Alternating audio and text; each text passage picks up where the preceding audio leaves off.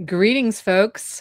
My name is Melanie Marshall. I am coming to you from Imrama's mobile studio.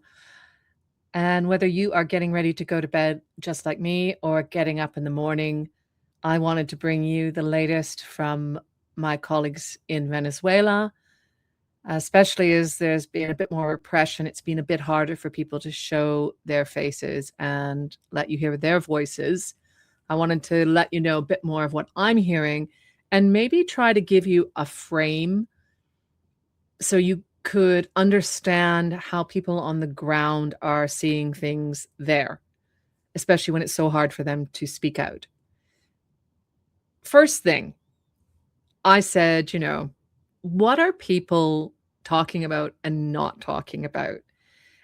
And one person I spoke to was so clear. They said, look, a lot of the international conversation is talking about international law and geopolitics. And it is not that that does not have a place. And certainly they understand why that's being discussed. But they're concerned that so much of the conversation is being driven by non-Venezuelans when you're talking about Venezuela. And much more than any concern they might have about the legalities of the snatch, which nobody was weeping for Maduro, or not many people were weeping for Maduro, but there were people killed. There was destruction of property. There were issues in having a foreign power come into your country. That isn't what people are worried about. What people are worried about is the uncertainty, what comes next, and will this make their lives better? Venezuela has been living in a slow motion humanitarian crisis under a repressive regime for a very long time. And if you are watching the news, you might think, oh my God, they've been liberated, or, this is all changed. But for people living there, that is not how it feels. For them, what they have experienced over the last few days is, in some ways, even more uncertainty. So when I said, okay, well, what is it that people are thinking about? They gave me a really good list. This comes from my colleague, and I wanted to read this to you. So we were talking about what are the questions that people are talking about amongst their friends and family, because people will not be having wide open conversations right now. But the key questions that people are asking: are there going to be a return to food and medicine shortages? People acutely remember empty shelves. So many people still are suffering from hunger and malnutrition. So people are afraid of a return to that past supply chain collapse. And, a lot of the stores still aren't open. And somebody said, the ones that are open have quite a police presence, not because there has been looting, but because people are afraid of it happening. In the same way, people are afraid there's going to be hyperinflation. They have been burned by what happened between 2016 and 2019, when there was that hyperinflation that really tanked the economy.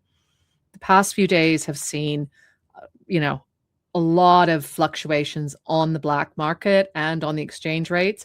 People are wondering, how bad is it going to get? I'm going to come back to the issue of repression, but that is the big thing people are looking at, right? How is this going to change under Delcy Rodriguez? Is it going to get better, worse, stay the same? What is that going to look like once the dust settles? And at the same time, they're also wondering, is there going to be some sort of a battle, right? Is there going to be a power battle between competing powers now that Maduro is, at least for the moment, out of the picture, because there are, allies and competitors, right, in the Chavista camp. You have Rodriguez and her brother, Jorge Rodriguez, and you have Diosdado Cabello, who is very powerful, controls military and the police and in the intelligence services. And people are wondering, is there going to be some sort of battle now that they've got Maduro out of the picture? And then people are wondering, is he even out of the picture? Is there a chance that some sort of deal will be made that sees him returned? There was so much uncertainty. This was so far beyond what people thought would happen. Nothing is off the table. And in the same way, they're wondering, if that kind of thing happens, could there be further instability and violence between these armed pro-government groups, the colectivos, that basically run huge neighborhoods, especially these poorer neighborhoods in Caracas and other parts of the country? After that, it starts to get a bit further out, right? What will it mean? If everything falls apart, will whatever government is in place let aid in? Will the US help, really? Will they force a role for opposition politicians? Nobody, I asked, said, were people surprised that Machado wasn't sort of flown in? And they said, no, nobody thought that she was going to be put in place. She doesn't have the support of that power structure, but they thought she might be given a place at the table. And they're still wondering if there's going to be something like that. But again, the biggest question for people right now, bread and butter questions: food, medicine, safety, right? That is what people are really thinking about. Let's run back to this issue of repression, because it was said to me that, look, they have definitely dialed up the repression since they started. They arrested these journalists, and these were accredited journalists, which is different. Accredited journalists at a government event. That's unusual. Normally, I guess they would leave them alone. Normally, they probably would have arrested a politician instead. And they are, they've gone out and they've been checking people's phones, looking for anyone celebrating Maduro's removal too enthusiastically. That's definitely happened at checkpoints. We've heard that from multiple sources. However, my colleague was at pains to point out that they've done worse. After the 2024 presidential elections, that was when Maduro said, "I won," and everybody said, "No, you didn't." And he said, "Well, if you don't like it, I'm going to arrest a lot of you." So it was about over 3,000 people detained at that time. They showed the power of that security apparatus. So although they have definitely made their presence known, the comment was it could be a lot worse. Knock on wood, famous last words. That said, the colectivos have been out in a targeted way in various neighborhoods. This is what I have from Caracas, at least. And it's not that they are never out enforcing order. However, it's not super common. It is generally when the regime wants to show they are in charge, when they want to remind people that there is a price to be paid if they do not comply and keep quiet. So when they were out in downtown Caracas on Monday night telling people to get off the streets, that is a message. And in some of the poorer areas, people haven't protested for a long time. These are areas that these collectivos run. Now, they would say they run them out of the goodness of their hearts, trying to keep order. Other people would say it is a tool of repression. They are human rights abusers. It is, violence. It is all of these awful things.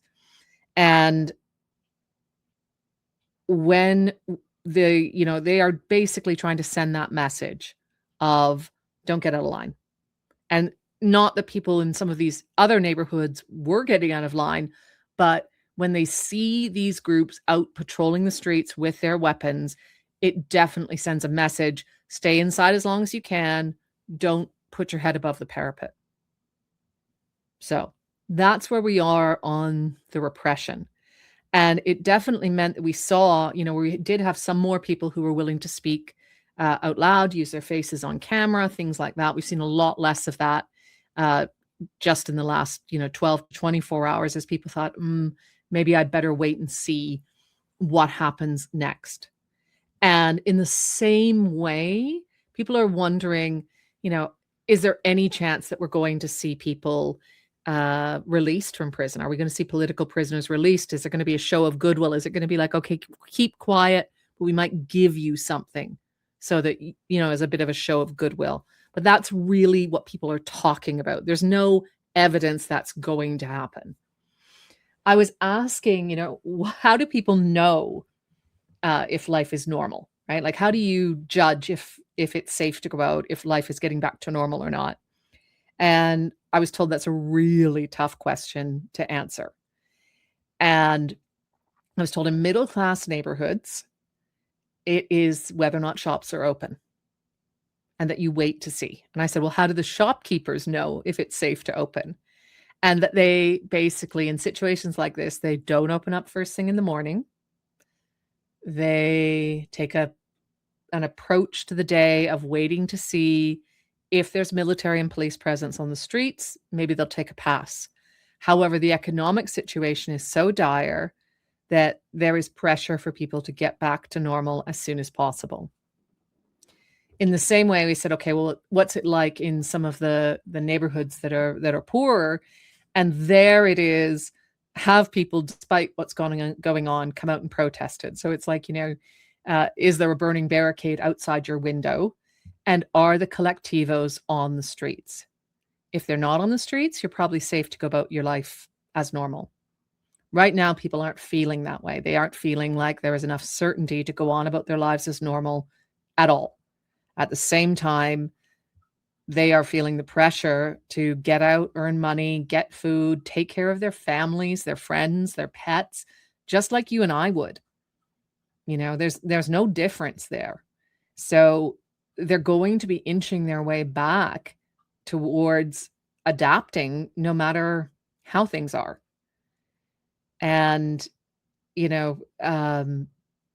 I always think we can get this idea that these things are almost alien when they happen, but they're not. They're just alien to us.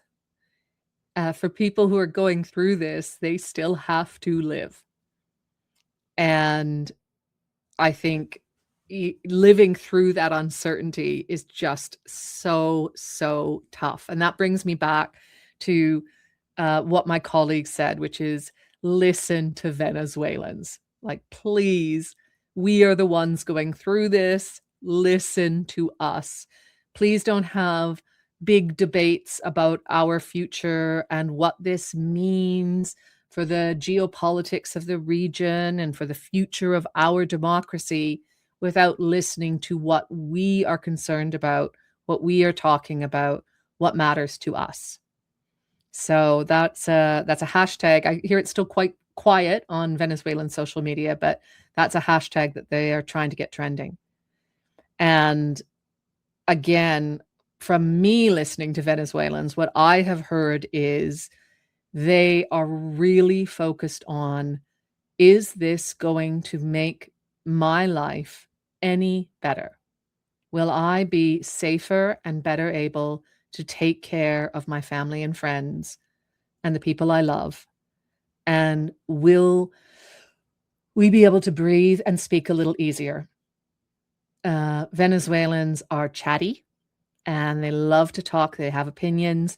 And since the 2024 presidential elections, that has been like a lid put on it. People felt that sense of repression, that they couldn't speak, and they felt very unsafe to share their views and their ideas, not just publicly, but sometimes even in a group of friends and family.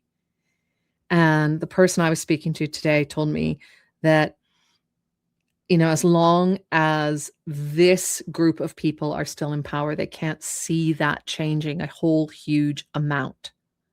So I think it's important to remember that whatever you are seeing and however much noise there is, the signal is that the people who were in charge on January 2nd, the power structure that was in charge on January 2nd is still in charge today. The tactics that they are using to control and scare the Venezuelan people are still operational. And if you are an average, person in Caracas, what you're thinking about is, do I need to be stockpiling food? How am I going to feed my family? And who's going to help me if this all goes wrong? So, I'm very lucky to be working with some brave folks, and we're hoping to be able to bring you a lot more information, articles, video as it becomes possible. Very happy to answer your questions. Tomorrow, I'd love to talk more about the role of collectivos and some of the work that's being done by some great non-governmental organizations inside the country to support people who really need it. But if you have questions, please pop them into the chat, send me a DM, let me know, and we'll do our best to get to them. Thank you so much, and take care of yourselves. And good night, good morning, good evening, wherever you are.